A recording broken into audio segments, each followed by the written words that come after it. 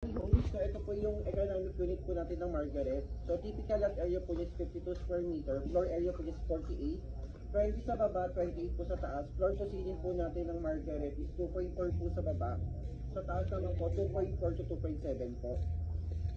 Deliverables po niya, very finish. Kasama na po sa deliverables yung fence and gate. Sa loob naman po, ready to receive po siya ng tiles sa baba, sa flooring. Sa wall naman po, ready to receive po siya ng paint. Sa taas po, second floor, no provision, no ceiling po tayo. No partitions pala, tapos no ceiling po tayo. Pero naka-isolation po naman po tayo sa ceiling. Expansion po natin, wala po tayong expansion sa harapan, sa likod lang po tayo. So magtitira lang po tayo ng 2x2 or 4 square meter po sa likod para po sa ventilation area po. Bali, location po ng project natin is Barangay Banay, Padre Garcia. Bali, ito po, sakop pa po ito ng Banay. Pero paglabas po natin ng project, sakop na po siya ng Banaba. So, ang transportation po dito, along the way naman po siya. So, pwede po tayong sumakay ng Patsaong Quezon if galing po tayo sa SMD pa.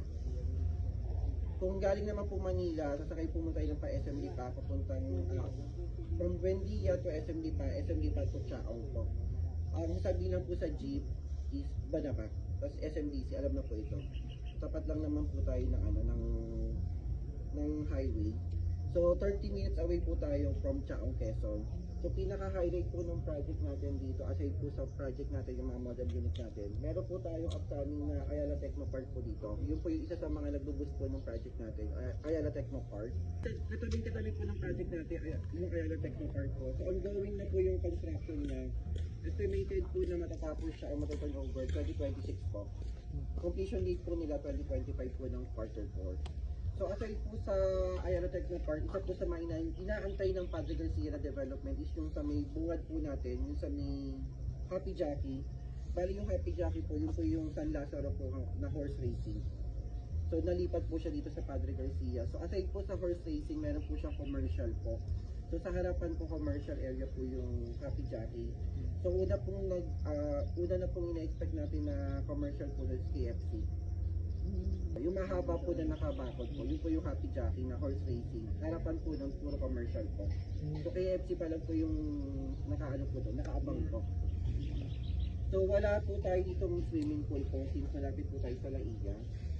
So ang amenity natin dito is clubhouse, basketball court, fan court, pocket parks po. Kailangan natin ng Margaret po, 2-story po na class po. So estimated po na mag-start po sila for turnover next year po para sa first batch po natin. Kung mapapansin niyo po sa dulo po, may ongoing construction na po tayo na 4 blocks. So yan po yung una nating first batch na ina-expect natin na ma-turnover po next year po, quarter 4. Okay.